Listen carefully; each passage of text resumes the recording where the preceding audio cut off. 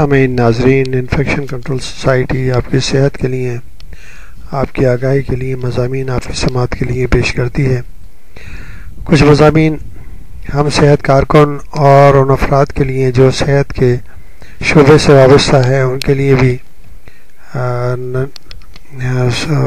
مضمون پیش کرتے ہیں تاکہ صحت کارکن اپنی معلومات میں اضافہ کر کے اور بہتر معلومات حاصل کر کے لوگوں کی صحیح طرح خدمت کر سکیں۔ امیونٹی کے بارے میں کچھ معلومات دینا چاہیں گے۔ امیونٹی کو قوت مدافعت کہا جاتا ہے۔ امیونٹی وہ طاقت ہے جس کے ذریعے ہم اس سرزمین پر زندہ ہیں۔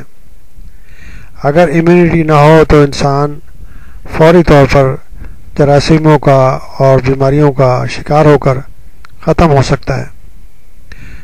قدرت نے یہ امیونٹی جو ہے بہت ہی بڑی نعمت سے نوازا ہے، جس کے ذریعے ہم مختلف ہر وقت جو بیماریاں ہم پر حملہ کرتی رہتی ہیں ان سے فائٹ کر کے اپنے آپ کو زندہ رکھنے کی کوشش کرتے ہیں۔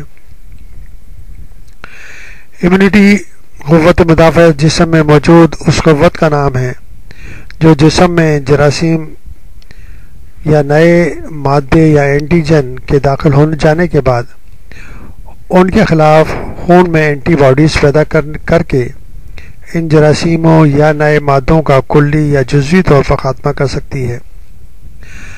ہر بیماری کا زہر مختلف ہوتا ہے، اس لیے ہر بیماری کے خلاف اینٹی باڈیز بھی الگ الگ پیدا ہوا کرتی ہیں۔ قوت مدافعت کا مطالعاتی سہولت کے لیے ہم اس کو اور سمجھانے کے لیے ہم اس کو دو بڑی اقسام میں تقسیم کرتے ہیں۔ پہلے نمبر پر یہ ہے قدرتی قوت مدافعت، یعنی نیچرل امیونٹی، جو قدرت نے پیدائشی طور پر انسان کے جسم میں رکھی ہے، اس کو نیچرل امیونٹی کہتے ہیں۔ دوسری جو ہے اس کو ایکوائرڈ یعنی کہ حاصل کردہ قوت مدافعت کہا جاتا ہے، ایکوائرڈ امیونٹی کہا جاتا ہے۔ پہلی قوت مدافعت جو ہے قدرتی قوت مدافعت کے بارے میں ہم بتانا چاہیں گے۔ انسان کو مختلف متعدی بیماری یعنی کہ جو لگنے والی بیماریاں ہیں، امراض سے بچنے کے لیے قدرت نے یہ قوت مدافعت موروثی طور پر پیدائشی طور پر عطا کر رکھی ہے۔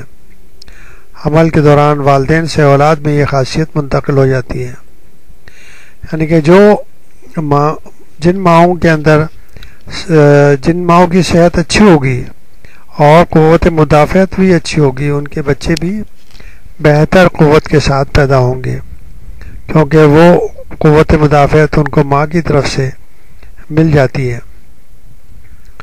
اس کے بارے میں ہم مختلف طریقے سے ہم آپ کو بتانا چاہیں گے۔ اس کے اقسام کیا ہیں جو نیچرل امیونٹی ہے؟ خاص نسلی قوت مدافعت یعنی کہ اسپیشیز امیونٹی۔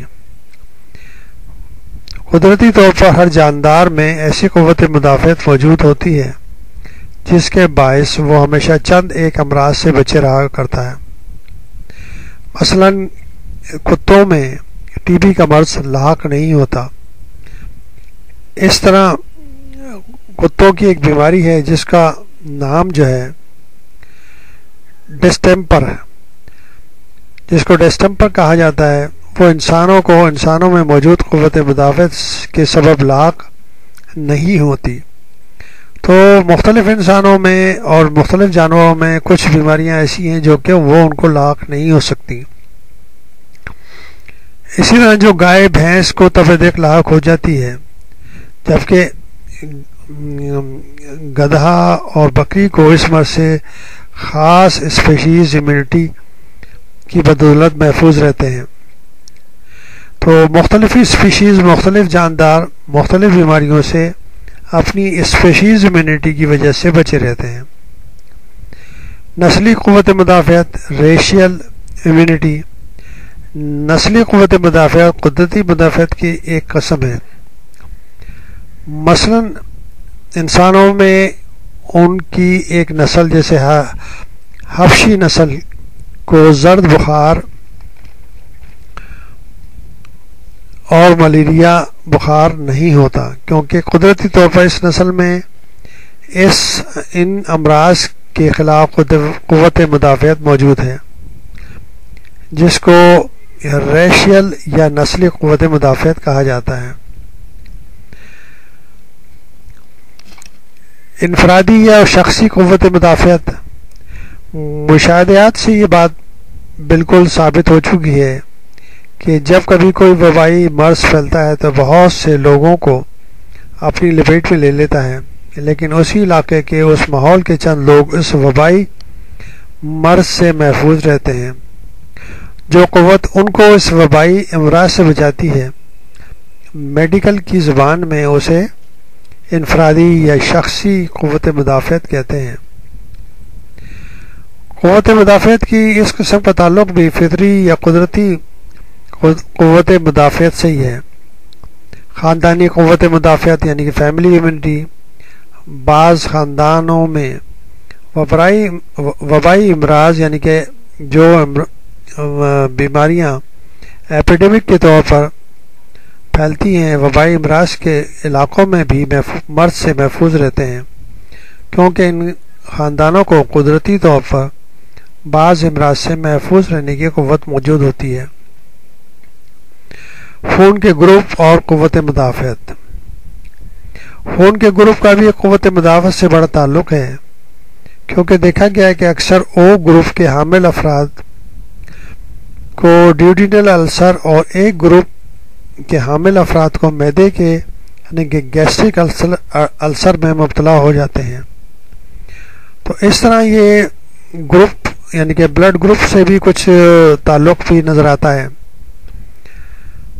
یہ ہم نے آپ کو جو بتایا، یہ ایک نیچرل امیونٹی کے بارے میں کچھ معلومات آپ کو دی، اس کے ذریعے آپ استفادہ حاصل کر کے اپنی معلومات میں اضافہ کر سکتے ہیں۔